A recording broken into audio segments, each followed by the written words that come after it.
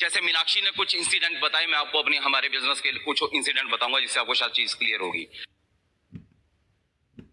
वो छोटा सा इंसिडेंट बताता हूँ आपको। नए नए बिजनेस में आए थे और जब मुझे पता था मीनाक्षी को मेरे साथ होना चाहिए हमेशा, और हम लोग दोनों इकट्ठा ही जाते थे, लेकिन एक दिन मुझे एक जगह प्लान दिखाना था, मेरे ऑफिस के काफी करीब था और मेरा ऑफिस से घर मुझे 2 घंटे लग जाते थे जाने। तो उस दिन मैंने सोचा चल यार डेमो आज मैं ही दिखा दूंगा, जबकि हर बार मीनाक्षी दिखाती थी और मैंने घर पे प्रैक्टिस नहीं की थी।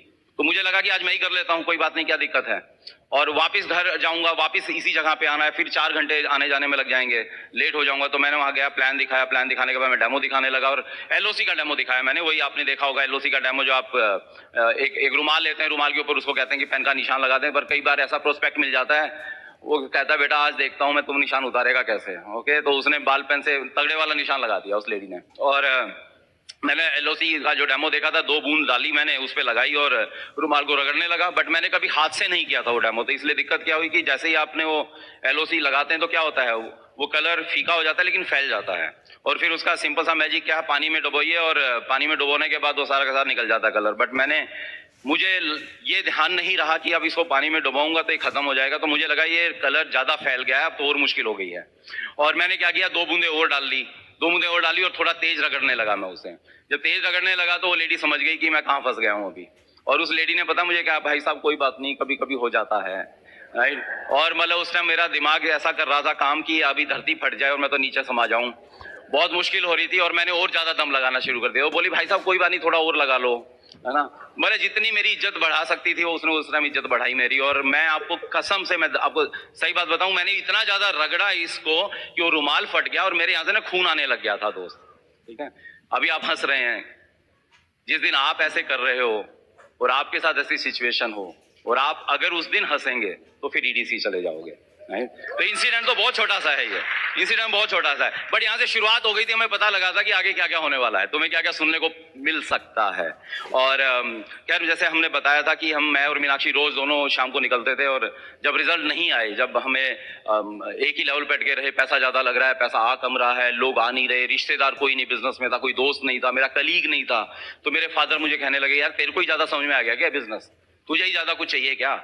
मीनाक्षी को वो बातें सब सुनाने लगे जो मैं शायद सुन भी नहीं सकता था मेरे सामने, जब मीनाक्षी को बोलते थे तो मुझे बहुत अजीब लगता था कि ऐसा क्यों कर रहे हैं वो। और एक दिन मेरे फादर ने बोला बेटा तू तो बेशक 1 हफ्ता घर में मत आ, बट बहू शाम को 7-8 बजे के बाद बाहर नहीं जाएगी, बेइज्जती करवा रखी है तुमने हमारी रिश्तेदारों के अंदर, ये क्या बिजनेस। लोग पूछते हैं राणा साहब बच्चे क्या ठीक ठाक जॉब नहीं चल रही, दिक्कत क्या है, किस काम में लगा दिया आपने। तो एक रात को काफी लेट हो गए हम लोग, और हमारा 2 मंजिल घर था, और उसमें क्या है कि मेन दरवाजा जो है उसकी 2 चाबियां हैं, तो हम नहीं चाहते थे हम लेट आए तो पेरेंट्स को तंग करें, तो पेरेंट्स क्या करते थे अंदर से लॉक करते थे, चाबी निकाल लेते थे और सो जाते थे। तो और हम बाद में दूसरी चाबी से बाहर से खोलते थे, अंदर से बाद में लॉक किया और अंदर जाके सो गए। लेकिन उस दिन क्या हुआ, जब मैंने चाबी लगाई दरवाजे में तो चाबी घुसी नहीं उसमें, और चाबी घुसी इसलिए नहीं क्योंकि चाबी अंदर थी, तो मुझे लगा मदर भूल गई होगी। हमने बेल बजाई तो मदर के पैरों की आवाज आती है और हम लोग दरवाजे के पास आए, लेकिन दरवाजा नहीं खुला और खिड़की खुली, साइड से खिड़की खुली। मैंने कहा माँ तेरा लाल है, बोले बेटा तेरा पापा तेरे से ज्यादा अंदर लाल है गुस्से में। तो मैंने क्या हुआ, बोले वो कह रहे हैं कि बच्चों को बोल दो या तो आज के बाद बिजनेस कर लें या फिर ये घर चुन लें। हमें बड़ी हैरानी हुई, मैंने कहा ठीक है गुस्से में है हम मना लेते हैं। बोले नहीं बेटा आज वो नहीं मानने वाले हैं, और उन्होंने बंद किया खिड़की को और चली गई।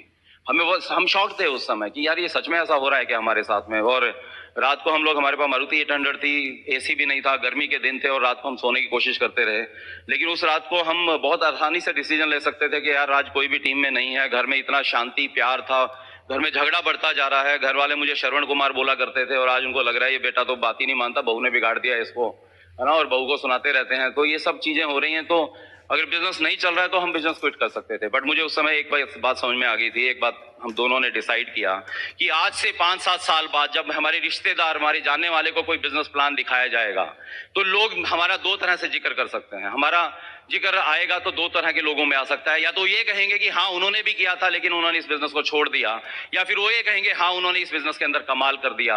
और हम नहीं चाहते थे हमारा नाम बिजनेस के क्विटर्स में आए, उन लोगों में आए जो बिजनेस को छोड़ चुके होते हैं। दोस्त रात को हमने डिसाइड किया नहीं हमारा नाम सक्सेसफुल लोगों में आए। आपको भी मैं यही चैलेंज दे रहा हूं दोस्त, आज रात को आप ये डिसीजन लेना कि आज से 5-7 साल बाद जब आपके दोस्त रिश्तेदारों को बिजनेस दिखाने आएगा और जब आपका रिश्तेदार दोस्त पड़ोसी आपका जिक्र करेगा तो आपका नाम बिजनेस को छोड़ने वालों में आएगा कि डायमंड जाने वालों में आएगा। वो आज रात को आपको डिसाइड करना पड़ेगा दोस्त। और उस दिन सुबह क्या हुआ कि मेरी मदर हमें जगाने आई, सोए तो नहीं थे हम, नींद तो नहीं आई थी, मदर सवेरे सवेरे आ गई और मुझे लगा शायद माँ का प्यार उमड़ आया है। तो माँ ने बोला कि नहीं बेटा ऐसा कुछ नहीं है, पड़ोसी जाग जाएंगे, उनको पता लग जाएगा बेटा बहू नाराज होके बाहर सो रहे हैं तो अच्छा नहीं लगेगा, तो अंदर आ जा।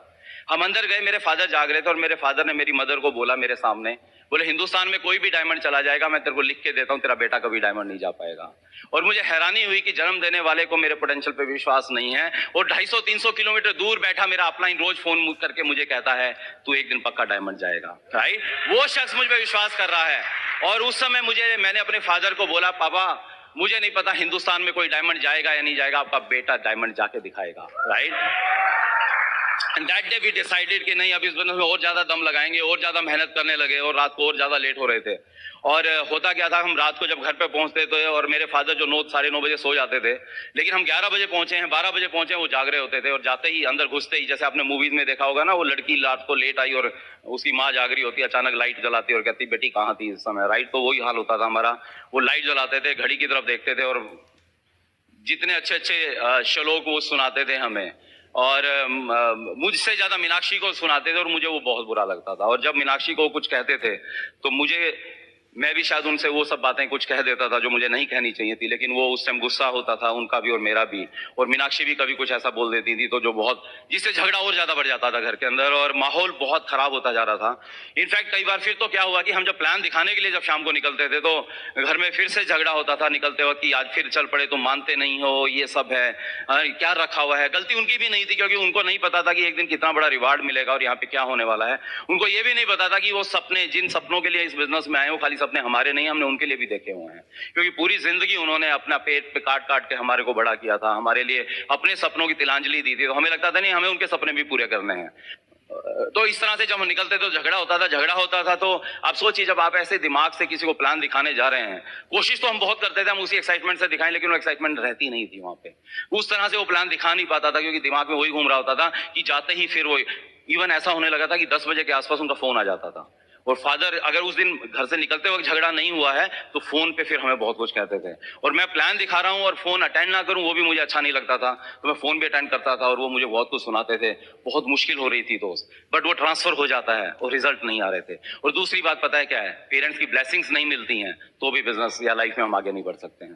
तो उनकी ब्लेसिंग्स मिल नहीं रही थी, झगड़े होते जा रहे थे। तो हमने एक रात को दोनों ने डिसाइड किया कि अगर हम घर में रहेंगे और वो हमें रोज ऐसे जाते हुए देखेंगे तो शायद ये झगड़ा ऐसे ही चलता रहेगा और बिजनेस में हम दम लगाते रहेंगे लेकिन हमारी सफलता डिले होती रहेगी। तो हमें लगा कि हमें इस घर को शायद छोड़ देना चाहिए। और हम जिस तरह के परिवार में हैं, हम सेम शहर में रहते हुए दूसरा घर में शिफ्ट होना ये हमारे यहाँ हम सोच भी नहीं सकते हैं। लेकिन उस रात को हमें डिसाइड करना पड़ा। और मैं आपको बताऊं, हमने अपनी अपलाइन को फोन करके नहीं पूछा था, हमने अपने अपलाइन के पास रोते हुए नहीं गए थे, हमने ये नहीं कहा था आप हमें सजेस्ट करिए, क्योंकि हमारी लाइफ, हमारे ड्रीम, हमारे सपने, हमारी फैमिली, हमारा बिजनेस, वो ओनरशिप थी। और मुझे ये पता था कि अगर मैं अपलाइन के पास जाऊंगा भी ना तो अपलाइन तो कभी नहीं कहने वाली है ना कि आप अपना घर छोड़ दीजिए। अपलाइन तो कहेगी कोई नहीं, आप कोशिश करिए जिस तरह से हो सकता है। But that night we decided कि हमें अब घर छोड़ना पड़ेगा और हमने थोड़ा सा दूरी पे एक घर लिया, राइट। द्वारका में हम लोग रहने लगे और वो घर भी फिर अगेन हमें लगा कि छोटा घर क्यों ले, तो हमने 3 बेडरूम का घर ले लिया वो। और जिस दिन हम लोग घर से जा रहे थे, मैं उस सीन कभी नहीं भूलता हूँ। घर के बाहर इवन जब हम पैकिंग करे तो मेरी मदर ने कहा बेटा अब तुम, बहुत झगड़े हुए, बहुत कुछ हुआ, रूठे माने वो सब हुआ, और लास्ट में मदर बोली तुमने जाना ही है तो बस एक ध्यान रखना, मैं नहीं चाहती अगेन, क्योंकि सबसे ज्यादा चिंता हमें यही होती है क्या कहेंगे लोग, राइट। तो बोले कि आप जिस दिन जाओगे तो मेरी रिक्वेस्ट है ये है कि तुम ना अपना टेम्पो या ट्रक लेके मत आना, तुम जितना सामान तुम्हारी गाड़ी में आ सकता है वो लेके चले जाना, क्योंकि मैं पड़ोसियों को नहीं बताना चाहती हूँ। मैंने ठीक है माँ ये बात भी मान ली। और हमारे पास इंडिका गाड़ी थी, छोटी सी गाड़ी, सोचिए उसमें क्या आएगा। तो उसमें जितना सामान हो सकता था, खाने पीने का थोड़ा सा सामान, एक गैस का सिलेंडर, एक चूल्हा, एसी घर में रहते थे, पूरा इंडिपेंडेंट हाउस था, बढ़िया आलीशान एक रहन सहन था, वो सब छोड़ के हम लोग उस तरह से निकले थे जैसे खाना बदोश निकलता है। हमारे पास खाली एक चद्दर, एक तकिया, राइट, एक गद्दा और एक फोल्डिंग बेड, राइट, जितना उसमें आ सकता है सामान, कुछ कपड़े। और तब तक मेरी जितनी सैलरी थी वो मेरे फादर के पास रहती थी। जैसे ही सैलरी आती थी मैं अपने फादर को ट्रांसफर कर देता था और एक पैसा नहीं था। और जब आप इतने प्यार से जब बाहर जाएंगे तो आपको क्या लगता है फादर लाखों रुपए देने वाले हैं, एक पैसा हमारी जेब में नहीं है। और हम लोग उस घर में गए और हम अपने डाउनलाइन को नहीं बुला सकते वहां पे, सोचिए आप, राइट। वो इतने अच्छे घर में आते थे लोग और वहां पे हमने अपने डाउनलाइन को बुलाना, खैर वहां भी पेरेंट्स नहीं आने देते थे, बट वहां तो हम बुला ही नहीं सकते थे कि हम डाउनलाइन के क्या बुलाएंगे। बैठने के लिए सोफा नहीं है, बैठने के लिए सोफा छोड़िए, हमारे पास कुर्सी नहीं थी, टेबल नहीं थी हमारे पास में। और रात को जब सोते थे गर्मी 40-42 डिग्री, दोपहर को कभी सो रहे हैं तो 40-42 डिग्री टेम्परेचर, पंखा चल रहा है, लू ला रही है वहां पे, और एसी रूम को छोड़ के वहां पे पहुंचे थे। और साथ में एक बाल्टी रखते थे, बाल्टी के अंदर चादर को डुबोते थे, उसको निचोड़ते थे और सोते थे, लेकिन 15 मिनट में वो फिर सूख जाती थी। हमारी टीम में बहुत से लोग आते हैं, वो कहते हैं सर हमारे पास पैसा नहीं है, हमारे घर में ऐसा घर नहीं है जिसमें हम लोगों को बुला पाएं। तब हम उनको ये स्टोरी बताते हैं, दोस्तों को बताते हैं कि तुम्हारे साथ ये है, हमने ये क्रिएट किया था हमारे लिए, राइट। हमने क्रिएट किया था। और लेकिन आपको मैंने कहा था शुरू में कि हमने अपने लिए, हमारे पेरेंट्स ने हमारे लिए इमरजेंसी क्रिएट कर दी थी। हमारे पास अभी कोई मौका नहीं था कि हम इस बिजनेस को स्लो करते, दोस्त, ओके। और हमारी अपलाइन आती थी तो अपलाइन को भी नीचे जमीन के ऊपर गद्दे पे सुलाते थे। हमें अच्छा तो नहीं लगता था, लेकिन अपलाइन को भी पता था कि ये सब कुछ इनके साथ हुआ है, बट ये डिसीजन हमारा था, ये बिजनेस हमारा था, ये हमारे समझ में आती थी बात। बहुत मुश्किल हुई दोस्त। और जब पहली तनख्वाह मिली तो मुझे याद है मैं 2 मूढ़े लेके आया था मिट्टी के 100 रुपए के, और वो मूढ़े आज तक रखे हुए हैं हमने एक निशानी के रूप में। एक छोटी सी 600 रुपए की टेबल लेके आए थे ताकि कोई आए, बाई चांस कभी आ भी जाता है तो उसको बिठा सकते हैं वहां पे। और इस तरह से लगभग 1 से 1.5 साल हम वहां पे रहे और इस बिजनेस में हमने दम लगा दिया दोस्त उस टाइम में। मैं आपको ये नहीं कह रहा हूं दोस्त कि आपको ऐसा करना पड़ेगा, आपकी लाइफ में ऐसा आएगा या आपको ऐसा घर छोड़ना पड़ेगा, मैं नहीं कह रहा हूं। हम अपनी स्टोरी बताने, जैसे मीनाक्षी ने कहा कि आपकी सफलता की कीमत आप ही को अदा करनी पड़ती है, और उसकी कीमत हमें नहीं पता है क्या कीमत है, पर आपकी सफलता की कीमत आप ही को अदा करनी पड़ेगी। हमारी सफलता की कीमत हमने अदा की है दोस्त, right. Tough time never last but tough people do. वही पेरेंट्स जिन्होंने कहा था कि बिजनेस नहीं चलता है, जिन्होंने कहा था तू नहीं कर पाएगा, आज वही फादर जब किसी सेमिनार में जाते हैं, आज जब हमारी टीम के लोग हमारे घर पे मिलने के लिए आते हैं, जब वो हमारी सेलिब्रिटी वाली लाइफ देखते हैं, जब हमारा बैंक बैलेंस उनको पता लगता है। मेरे फादर ने एक दिन पता है क्या किया, मेरे को और मीनाक्षी जब हम साथ रहते थे, एक दिन हमें अपने कमरे में बुलाया और बोले कि तू कहाँ लगा हुआ है बेटा। मेरी मदर को पता है क्या बोलते हैं, बोले ये तो घर मैंने बना दिया, इनके बस का तो प्लॉट लेना भी नहीं था गुड़गांव के अंदर। और जब हमें एक मोटा सा बोनस आया था ना, शायद कुछ लोगों को पता है वो बोनस, जब वो बोनस लेके आया था तो मीनाक्षी को याद रही वो बात, मैं तो भूल गया था। मीनाक्षी ने कहा कि एक बार पापा के पास चलते हैं, और वो चेक देता है। वो चेक लेके मीनाक्षी और मैं हमारे फादर के पास में गए और मीनाक्षी ने कहा पापा आपको याद है एक दिन आपने कहा था कि तुम्हारे बस का तो घर बनाना भी नहीं है, प्लॉट लेना भी नहीं है, तो मैंने बना दिया। देखिए आज ये चेक ऐसा आया है जो हर साल आएगा, हर साल आज एक चेक से गुड़गांव के अंदर मकान खरीद सकते हैं हम लोग, राइट। दोस्त सक्सेस के बाद सब चीजें ठीक हो जाती हैं, और आज हमारी सिस्टर को कुछ जरूरत पड़ी है पीछे, राइट। और आज थैंक गॉड आज इस बिजनेस के इनकम के कारण आज हम वो कर पाए, और आज मेरे फादर को प्राउड फील होता है आज की, आज हमारा बच्चा इस बिजनेस में इतना बड़ा पहुंच चुका है। तो दोस्त इसलिए आपकी सक्सेस की जर्नी आपने लिखनी है दोस्त। और कई बार होता है कि खाली फिजिकल चैलेंज भी आ जाते हैं कई बार। तो मुझे क्या हुआ कि एब्सेस हो गया था, और ऐसी जगह पे, बैठने वाली जगह पे, राइट, वो ना किसी को दिखाते बनता है ना बताते बनता है। और 1 साल में 5 सर्जरी हुई थी उसकी, ऐसी सर्जरी हुई थी। मैं ज्यादा नेगेटिव यहाँ पे शेयर नहीं करना चाहता हूँ, बट अगेन क्योंकि सब्जेक्ट ऐसा है तो मैं जस्ट ये शेयर कर रहा हूँ आपको।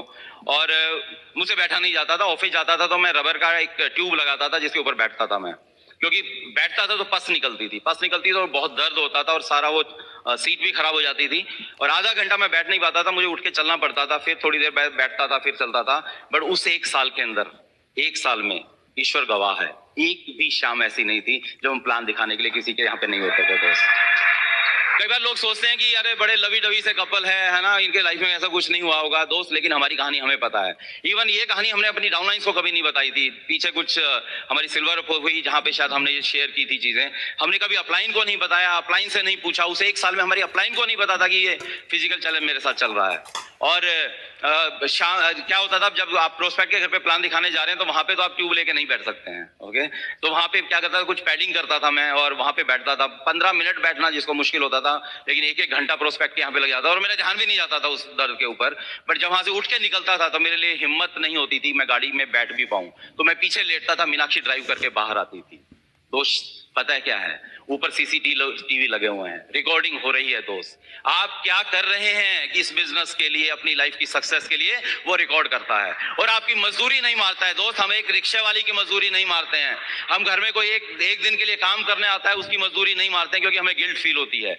हम अफोर्ड नहीं करते हैं तो किसी की मजदूरी नहीं मारते। और जो सब कुछ अफोर्ड करता है वो आपकी मजदूरी नहीं मारने वाला है दोस्त। लेकिन हम अपनी मजदूरी कई बार ईमानदारी से पूरी नहीं करते हैं। और यहाँ पे दो ईमानदारी चाहिए, एक वर्क एथिक्स और जो बिजनेस के एथिक्स हैं, राइट। जो यहाँ पे हमें 3 कार्डिनल रूल्स की बात जो हो रही थी, वो एथिक्स और वर्क एथिक्स आप करते रहेंगे। आपकी रिकॉर्डिंग हो रही है, एक दिन आपकी सीडी को रिवाइंड करके देखेगा। ऐसा ही हमारे साथ हुआ। इस बिजनेस में जो चाहिए था, जो करना चाहिए था, वो हमने किया। और एक दिन ईश्वर ने हमारी सीडी को रिकॉर्ड किया और देखा 5.5 साल हो गए इनको इस बिजनेस में लगे हुए हैं। फिजिकल चैलेंज आ रहा है, फैमिली चैलेंज आ रहा है, बट ये बिजनेस में लगे हुए हैं और कर रहे हैं। तो उन्होंने क्या किया? तथास्तु बोला, तथास्तु बोला और ब्लेस कर दिया। और उसके बाद हर साल हमारी पिन चेंज होती रही, हर साल हमारी पिन चेंज होती रही दोस्त।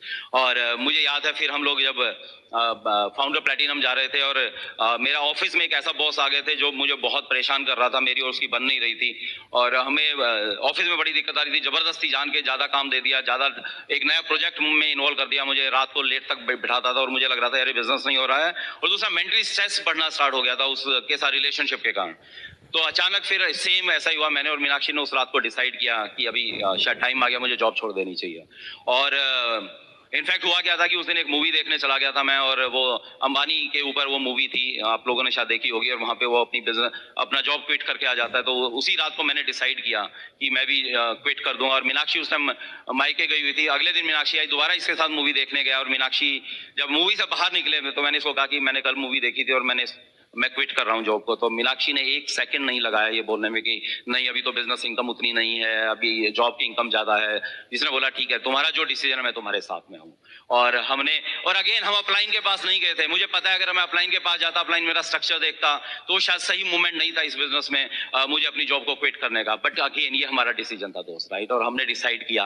और जब आपका अपना डिसीजन होता है तो आप उसको प्रूव करते हैं कि वो डिसीजन राइट है, राइट। और हमने दबा के फिर से और मेहनत की, बहुत सा काम किया दोस्त। और मैं आपको एक बात और बताऊं, ये फिजिकल चैलेंज की बात करता हूं आपको। लोग कभी शरीर से विकलांग नहीं होते हैं, लोग दिमाग से विकलांग होते हैं, राइट। शरीर से विकलांग होना कोई बड़ी बात नहीं है। लोग शरीर से विकलांग होने के बावजूद एवरेस्ट पे चढ़ जाते हैं, और जिनके दोनों पांव हैं, बड़ी ताकत है, वो शायद सामने तक जाने में सुस्ताते हैं। तो इससे कोई फर्क नहीं पड़ता है। और इसके बाद बल्कि जब जॉब छोड़ी तो हमारे पेरेंट्स को मैंने बताया नहीं। बहुत से लोग बोलते हैं मैं फुल टाइम बिजनेस करता हूँ, हमारी टीम में भी। मैं उनसे पूछता हूँ प्लान कितने दिखाते हो? बोला 2-3 प्लान दिखा देता हूँ। तो मैंने कहा फुल टाइम का मतलब क्या होता है? जो फुल टाइम जाते हैं आप लोग, ओके, फुल टाइम जाते हैं और आप सवेरे कितने बजे निकलते हो? आपका दिल करता है 12 बजे पहुंच जाऊं, आपका दिल करता है 3 बजे पहुंच जाऊं, ऐसा होता है क्या? नहीं, आप शायद 8 बजे, 7 बजे, 9 बजे, जो भी आपका टाइम, आप उस टाइम निकल जाते हैं अपने घर के लिए। आपको कोई मोटिवेट नहीं करता, आपका बॉस फोन करके नहीं करता, कहता है कि यार आज आ जा यार, क्या आज है ना, टाइम पे आ जाइए ऑफिस में। ऐसा नहीं होता है। हम लोग टाइम पे पहुंचते हैं क्योंकि हम फुल टाइम कर रहे हैं। कुछ लोग बोलते हैं मैं पार्ट टाइम जॉब करता हूं, तो कितने घंटे करता है? 4-5 घंटे करता है। तो अगर आप पार्ट टाइम में बिजनेस कर रहे हैं तो ठीक है, आप 1 प्लान 2 प्लान दिखाते हैं। लेकिन अगर फुल टाइम कर रहे हैं तो फिर आपको 5-6 प्लान रोज दिखाने चाहिए दोस्त। तो मैं और मीनाक्षी ने मैंने जब जॉब छोड़ दिया तो मुझे लगा मुझे फुल टाइम करना है। तो मैं सुबह 9 बजे उसी तरह से निकल जाता था, उस समय भी जैसे मैं जॉब के लिए निकलता था। मीनाक्षी वैसे ही लंच बॉक्स तैयार करके मुझे देती थी। और 1-2 महीना तो हम घर पे बता ही नहीं पाए थे कि मैंने जॉब छोड़ दिया ना, उन्हें पता लगा।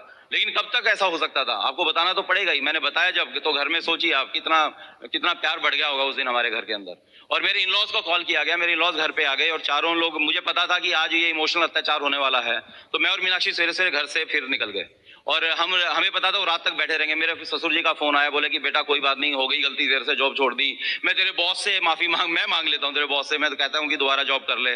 पर मैंने कहा नहीं बाबा, ये तो डिसीजन हो चुका है। और आप चिंता मत करिए, हम 1 साल में प्रूव कर देंगे। हमारी जो इनकम है हम उस इनकम में कई गुना उस इनकम को कर देंगे। और फिर हमने दबा के मेहनत की और फिर एमरल्ड गए, फिर अगले साल फिर फाउंडर एमरल्ड गए, डायमंड हुए, ईडीसी हुए, राइट। ये सब हुआ। 2 डिसीजन आपको लेने पड़ते हैं, आपको डिसाइड करना पड़ता है।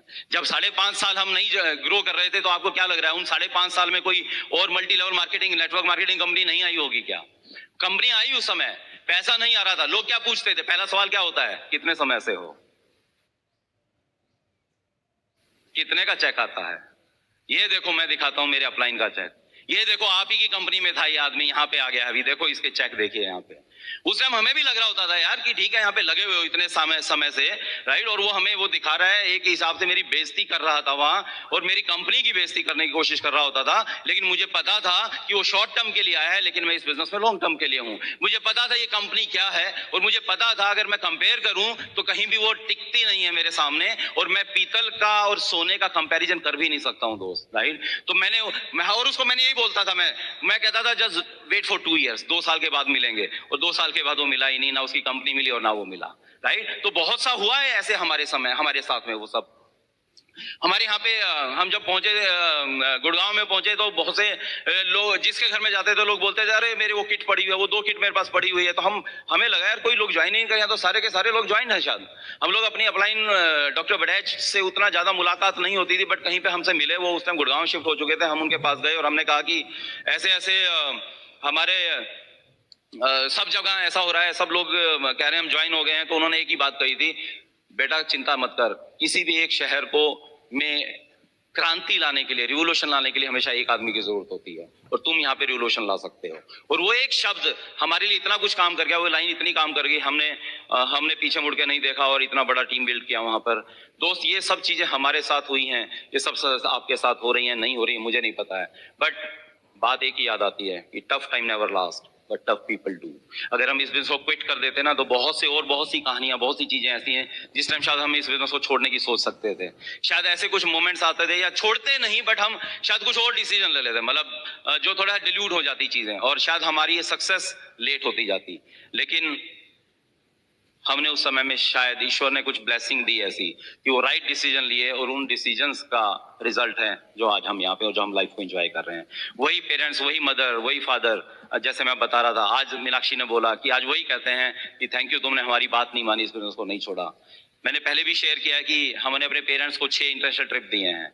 हर साल उनको एक इंटरनेशनल ट्रिप देते हैं हम लोग, और पहले पूरा हिंदुस्तान उनको घुमाया हमने। और मेरी मदर, फिर से वो इंसिडेंट मुझे याद आता है जब वो सिंगापुर के लिए जा रहे थे, और मेरे इन लॉज भी हमारे साथ, उनके साथ घूमने के लिए जा रहे थे।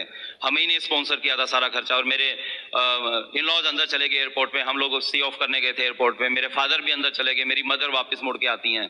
जब मुड़ के आ रही हैं तो मुझे लगता है शायद वो बताएंगी बेटा दही बाहर रह गई है, फ्रिज में रख दियो, है ना। मैंने कहा अभी भी ये टेंशन ले रही हैं, या बोलेंगी दरवाजे सारे चेक कर लेना सोते वक्त। बट जैसे मेरे करीब आई तो मैंने देखा उनकी आंखों में आंसू थे, मेरे पास आई, मेरे गले लगी और जोर जोर से रोने लगी, और मेरे कान में बोलती हैं थैंक यू बेटा। और मैंने ये शब्द सुने और मैं भी जोर से रोने लगा दोस्त, मेरे भी आंसू निकल गए। लेकिन ये तालियां दोस्त तब बजाना जब आपके पेरेंट्स आपको थैंक यू बोलें किसी दिन। और मुझे उस दिन ये समझ में आ गया कि आज तक जितनी ना सुनी थी, जितना स्ट्रगल, जितने लोगों से सब कुछ सुना था, अगर उसका 1000 गुना ज्यादा भी स्ट्रगल हो गया होता ना, और अगर पेरेंट्स से या मदर से ये 3 शब्द थैंक यू बेटा सुनने को मिल जाते तो शायद कोई बड़ा स्ट्रगल नहीं किया मैंने। मेरा सवाल दोस्त आपसे सिर्फ एक है, हम बचपन से लेकर आज तक अपने पेरेंट्स को थैंक्स बोलते आए हैं। उन्होंने एक जूता लाए तो थैंक्स बोला, एक जुराब लेके आए तो थैंक्स बोला था हमने, एक पेन पेंसिल लेके आए, ज्योमेट्री बॉक्स लेके आए तो थैंक्स बोला, नए कपड़े लेके आए तो थैंक्स बोला, हमारे लिए वो साइकिल लेके आए तो थैंक्स बोला था, शायद हमारी मोटरसाइकिल का पैसा भी दिया उन्होंने, हमने थैंक्स बोला है। शायद आपकी कार की किस्तों को भी वो चुका रहे हैं, शायद आपका घर बनाने के लिए उन्होंने पैसे दिए हैं, हमने हजारों बार अपनी जिंदगी में उनको थैंक्स बोला है। बट आपकी जिंदगी में एक वक्त भी ऐसा आया, एक मोमेंट भी ऐसा आया जब आपके पेरेंट्स ने आपको थैंक्स बोला है। मुझे यही चीज लगती थी दोस्त कि आज मैं बेशक जॉब में कितना भी ऊंचा हो जाऊं, मैं अपने बिजनेस में कहीं भी हो जाऊं, लेकिन अगर पेरेंट्स ने कभी थैंक्स सुनना नहीं चाहते हैं थैंक्स, लेकिन उनको कम से वो प्राउड फील तो हो कि हमने सही बच्चे को जन्म दिया है, हमारे बच्चे ने वो कर दिखाया जो कभी हमने उसके बारे में सोचा था। तो दोस्त अगर आपको कभी थैंक्स नहीं किया कि आपके पेरेंट्स ने, तो मुझे नहीं लगता फिर हमने कुछ बड़ा काम किया है दोस्त। आप सोच के देखिए कितने लोग हैं जो अपने पेरेंट्स के साथ रहते हैं आज। अगर आप एनसीआर में जाएंगे तो आप देखेंगे वहां पे 80% लोग अपने पेरेंट्स के साथ नहीं रह पाते हैं।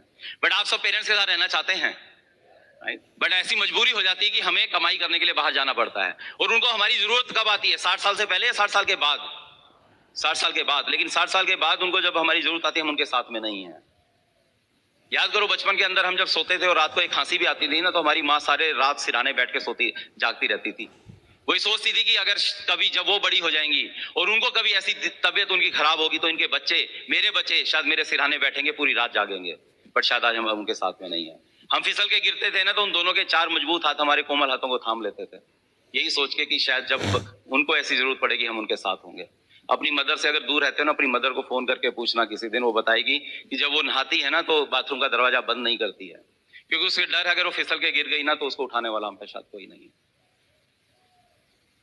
उनको जब कभी दिल का दर्द होता है ना, वो ये कह देती है, टाल देते हैं आपको कि नहीं बेटा कोई नहीं, तो गैस का दर्द है, क्योंकि वो पता है कि बच्चे को शायद पैसे लगाने पड़ जाएंगे, हॉस्पिटल ले जाना पड़ेगा। तो लेकिन हमें लगता था नहीं, हमारे पेरेंट्स के लिए, पेरेंट्स के सपने हमें पूरे करने हैं। मुझे ये लगता था मेरा बेटा किसी चीज पे हाथ रखे, ऐसा ना हो कि मैं पैसे की कमी के कारण उसको बहाना लगाता रहूं, मैं उसको वो चीज लाके दूंगा। मुझे लगता था मीनाक्षी 125 करोड़ लोगों में से मुझे अगर चुना है तो इसके सारे सपनों को मुझे पूरा करना है और कोई पूरा नहीं करेगा, क्योंकि मेरे अपने सपने थे, मेरा अपना बिजनेस था, मेरी अपनी लाइफ थी। हमने डिसाइड किया हम इसको बड़ा करेंगे। दोस्त, जब आपके नॉन नेगोशिएबल ड्रीम होते हैं ना दोस्त, जब आपका कोई गोल नॉन नेगोशिएबल होता है, पिछले साल भी बहुत से लोग प्लैटिनम गए, पिछले साल बहुत से लोग एमरल्ड गए, पिछले साल बहुत से डायमंड गए, इस साल भी बहुत से लोग डायमंड जा रहे हैं। पता ही कौन लोग हैं जिनके लिए वो पिन लेना इस साल नॉन नेगोशिएबल था।